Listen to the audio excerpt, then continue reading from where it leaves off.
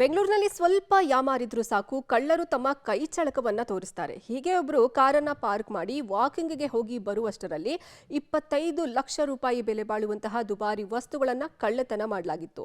ಇನ್ನು ಈ ಕಳ್ಳರು ಪೊಲೀಸರ ಕೈಗೆ ಲಾಕ್ ಆಗಿದ್ದು ಹೇಗೆ ಅನ್ನೋದರ ಕಂಪ್ಲೀಟ್ ಡೀಟೇಲ್ಸ್ ಇಲ್ಲಿದೆ.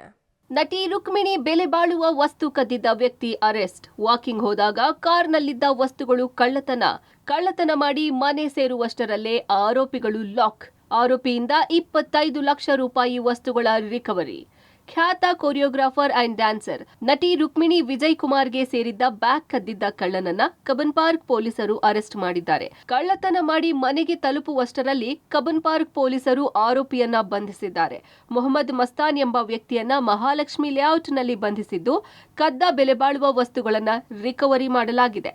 ಆರೋಪಿಯಿಂದ 25 ಲಕ್ಷ ಬೆಲೆ ಬಾಳುವ double band solitaire diamond ring, Rolex watch, ಬೊಟೆಕ್ ವಾಲೆಟ್, ಏರ್ಪಾಡ್ ಸೇರಿ ಹಲವು ದುಬಾರಿ ಬೆಲೆ ಬಾಳುವ ವಸ್ತುಗಳನ್ನ ರಿಕವರಿ ಮಾಡಿಕೊಳ್ಳಲಾಗಿದೆ. ನಟಿ ರುಕ್ಮಿಣಿ ಕೋರಮಂಗಲದಿಂದ ಕಬ್ಬನ್ ಪಾರ್ಕ್ಗೆ ವಾಕಿಂಗ್ಗೆ ಬಂದಿರ್ತಾರೆ. ಚಿನ್ನಸ್ವಾಮಿ ಸ್ಟೇಡಿಯಂ ಬಳಿ ಕಾರ್ ಪಾರ್ಕ್ ಮಾಡಿ ಹೋಗಿರ್ತಾರೆ. ವಾಕಿಂಗ್ಗೆ ಹೋಗುವ ಮುನ್ನ ನಟಿ ರುಕ್ಮಿಣಿ ತನ್ನ ಕಾರ್ನನ್ನ ಲಾಕ್ ಮಾಡದೆ ಹೋಗಿರುವುದನ್ನ ನೋಡಿಕೊಂಡು ಆರೋಪಿ ಕಳ್ಳತನ ಮಾಡಿಕೊಂಡು ಹೋಗಿರೋದು ತನಿಖೆಯ ವೇಳೆ ಬೆಳಕಿಗೆ ಬಂದಿದೆ.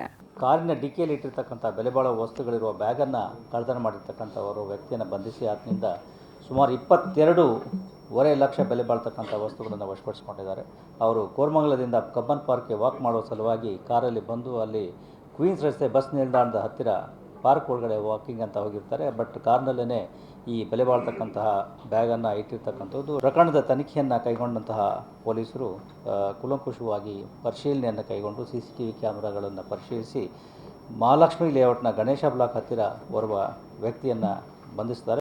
ಆರೋಪಿ ಮಸ್ತಾನ್ ಕಾರು ಚಾಲಕನಾಗಿದ್ದು, ಆರೋಪಿಗಳ ಮೇಲೆ ಯಾವುದೇ ಹಳೆ ಪ್ರಕರಣಗಳು ಇಲ್ಲ. ದುಬಾರಿ ಬೆಲೆಗಳಿಗೆ ಮರುಳಾಗಿ ಆರೋಪಿ ಕಳ್ಳತನ ಮಾಡಿರೋದು ಮೇಲ್ನೋಟಕ್ಕೆ ಕಂಡು ಬಂದಿದೆ. Nagesh, crime bureau, public TV, Bengaluru.